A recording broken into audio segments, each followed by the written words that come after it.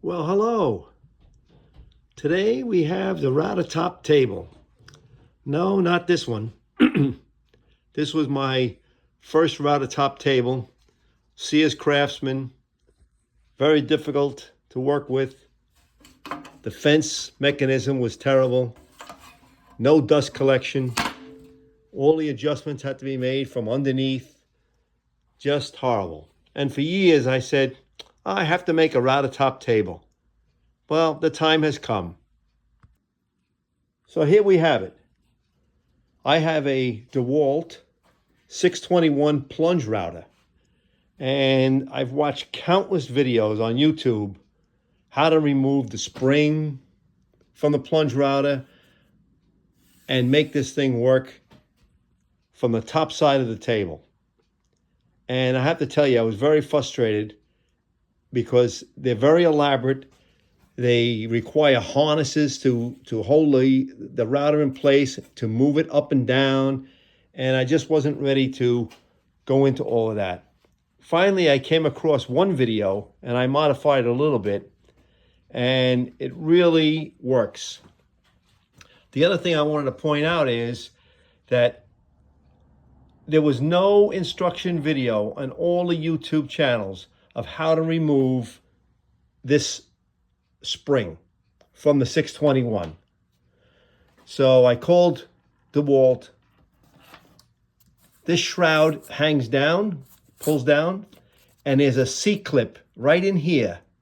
Once you remove that C-clip, the router separates from the base and you can take out the spring. I also took out the fine adjustment knob, and that was very easy. That just unscrews. Right? So here we have it.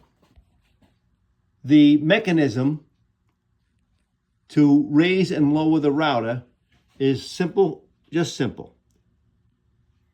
A piece of metal that I bolted into the opening for the original height adjustment, a threaded rod with two nuts welded on each side to give you the threading capacity. And that's connected with a coupling, and I'll show you later, to the top side of a bolt. And that raises and lowers the router. So that's the underside of the beast, so they say. Now I'll show you the top side. Okay, so here we have the top side of the tabletop.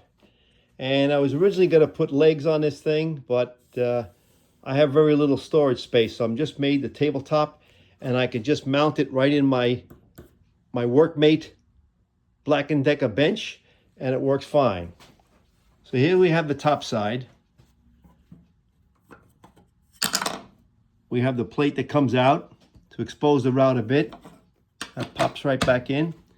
And here's the unique feature that I mentioned from before. This raises and lowers. I don't know if you can see it going down, but this raises and lowers by that threaded rod and that coupling the router itself.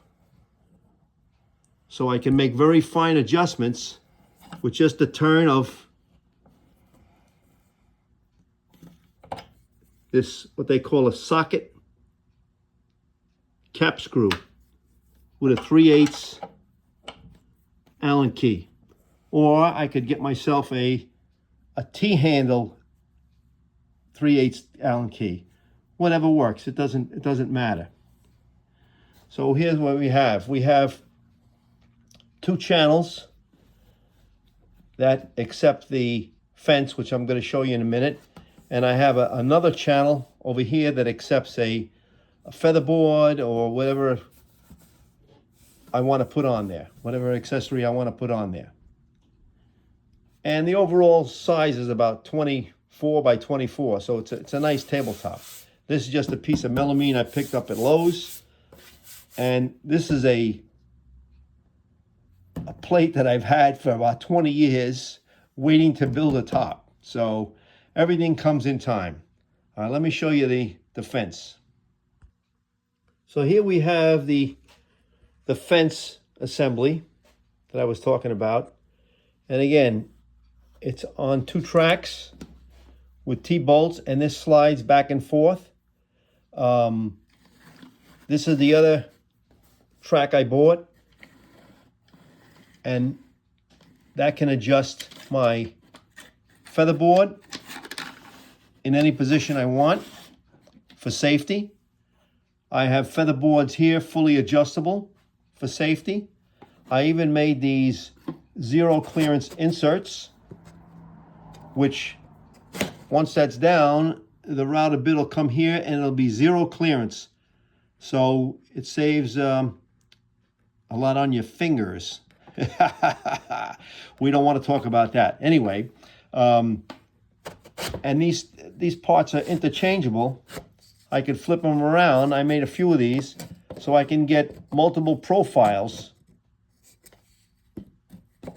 on these inserts without damaging the fence. And this fence is fully adjustable to accommodate the router bit that I want. I also, come around the back here, I had an old attachment from my shop vac that I adapted to the back of the fence, hooked it up to the hose for the shop vac, and that takes away 99% of the dust. It works really well. The other thing is about the 621 router is that, if you remember that picture in the front, that column with that corrugated sleeve, that sucks the sawdust up through the side of the router. So you're taking dust from both